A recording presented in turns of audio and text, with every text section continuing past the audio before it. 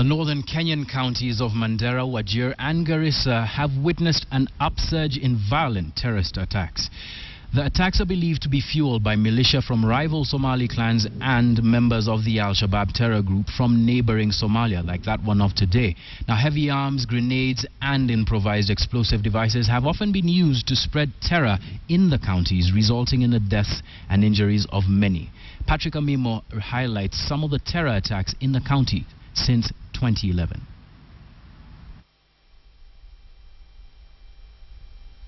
Violent terror attacks have characterized northern Kenya along the Kenya-Somali border from 2012.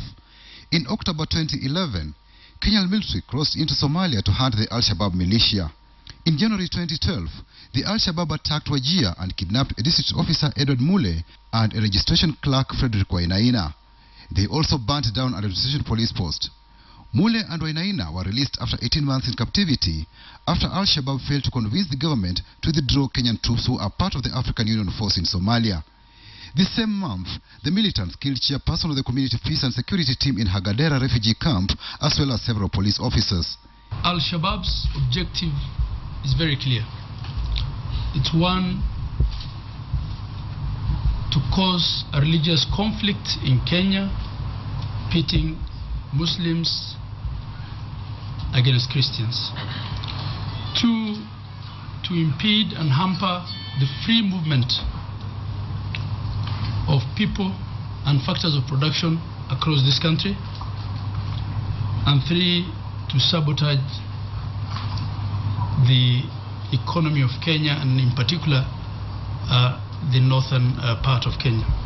Issues of terror should not be politicized. It should be looked at as terror, whether the groups are internal or external. In July 2012, masked men attacked two churches in Garissa. 17 people, including 2 policemen, were killed in the attack and 50 injured. The gunmen attacked the police officers first and took their firearms before proceeding to attack worshippers. A massive security operation saw 83 suspects arrested. In the same July 2012, 4 people were injured when 2 hand grenades exploded at a barber shop in Wajir. 3 police officers were also injured in Wajir when their patrol car hit an improvised explosive device.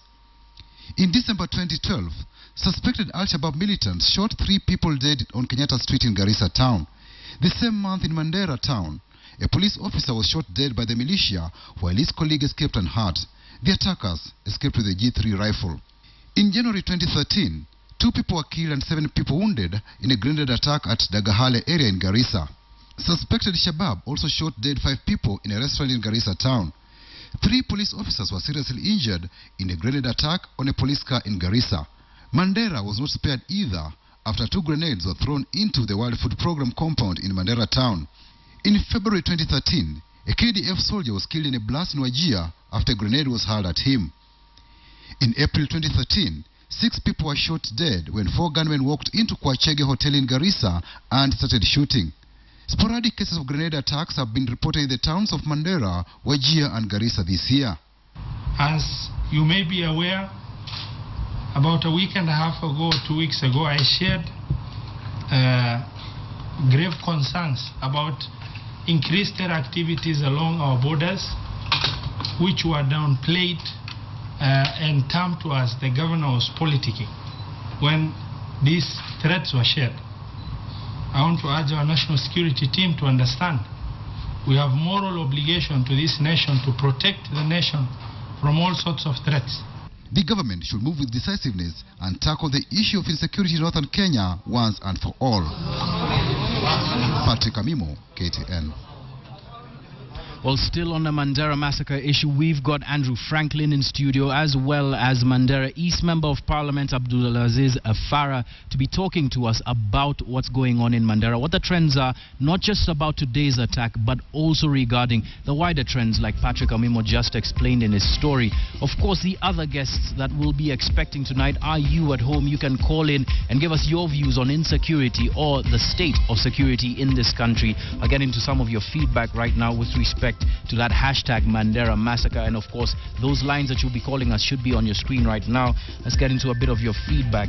Muli Masika says, where is our president when all the killings are happening? The president was on a trip to the Middle East and he should be back soon. Betty Omwanga says, we are tired of the same old stories from the leaders. They just talk tough and move on. A lot of the opinions that are coming in on that hashtag express the same frustration. Of course, we'll be getting into that frustration and whether that is justified with respect to the attacks in Mandera and terror globally. Now, this is the figure that we started off with respect to Mandera and Al-Shabaab attacks. That's also something we're going to be talking about after the break. Stay with KTN, the Point of News.